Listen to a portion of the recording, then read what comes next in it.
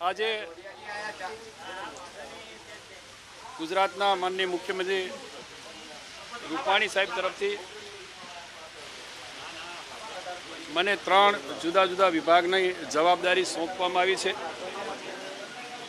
પાણી પુરવઠા, પશુપાલન અને ગ્રામ ગૃહ નિર્માણ.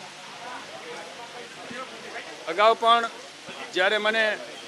પ્રાથમિક રીતે વાત કરવામાં આવેલી એ વખતે પણ મેં કહ્યું હતું કે સામાન્ય રીતે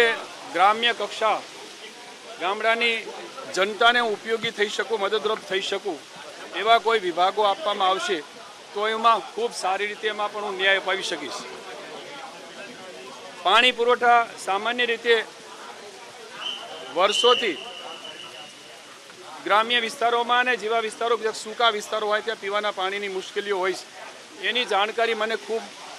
મોટા પ્રમાણમાં છે જ. પશુપાલન જે વિભાગની અંદરથી સામાન્ય રીતે ગ્રામ્ય વિસ્તારમાંથી હું આવી રહ્યો છું, ત્યારે પશુપાલન અને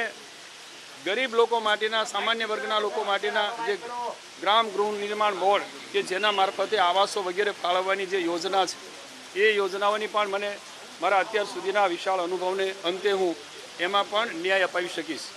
આમ ત્રણેય વિભાગોની અંદર જે જવાબદારીઓ સોંપવામાં મને આપવામાં આવી છે એનો હું સારી રીતે ન્યાય આપવા માટેનો પૂરો પ્રયત્ન કરીશ. ત્રણેય વિભાગના જવાબદાર અધિકારીઓ સાથે અહીંયા ગાંધીનગર કક્ષાએ અને જરૂર પડે તો પછી ઝોન વાઇઝ, વિભાગ વાઇઝ એમની સાથે મિટિંગો યોજીને વિસ્તૃત માહિતી લઈને આગામી દિવસમાં આ ત્રણેય વિભાગમાં હું ખૂબ સારી રીતે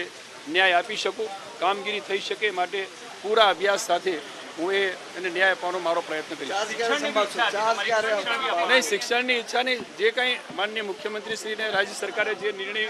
લીધો છે એ મને શિરોમાન્ય. શિક્ષણનો એ તો હું એ ક્ષેત્ર સાંભળો, એ ક્ષેત્રમાંથી હું આવું છું એટલે કદાચ એ આપે.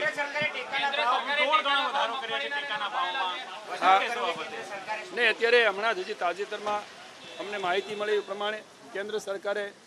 જે ટેકાના ભાવ 1.5 ગણા જાહેર કર્યા છે એ સામાન્ય રીતે જે ખેડૂતો અપેક્ષિત હતા એ પ્રમાણે લગભગ મોટા ભાગના પાકોના ભાવ, ટેકાના ભાવ સારી રીતે જાહેર થયા છે.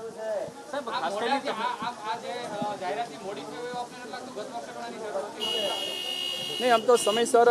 દરેક પાકોનું જ્યારે ઉત્પાદન થતું હોય એ વખતે એની જાહેરાત થઈ જવી જોઈએ, પણ અમુક જે સિઝનેબલ હોય, દાખલા તરીકે મગફળી છે એ અત્યારે પણ બજારમાં આવતી હોય છે અને રવિ પાકમાં બંનેમાં આવતી હોય છે, એટલે આમ આ પ્રમાણે લગભગ દરેકની અંદર નહીં. હજી અત્યારે અમારા એ વિભાગના અધિકારીએ મને ઓફિસ જોવા માટે અહીંયા બોલાવ્યો છે અને સ્થળ જોયા પછી શક્ય છે તો આજે અથવા આવતીકાલે એ ઓફિસનો ચાર્જ ઓફિસ જોવા માટે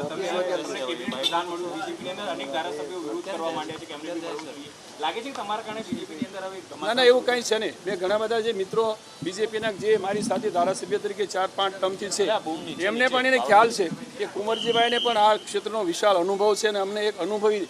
એક સાથી મળ્યો છે, એટલે એની ચિંતા કંઈ બહુ એ લોકો બધા ખુશ છે અને કોઈ એકાદની અંદર હશે તો એમને પણ જે કંઈ કામ અંગેનું હશે ચોક્કસ એની વિશ્વાસના સાથે કામ કરશું.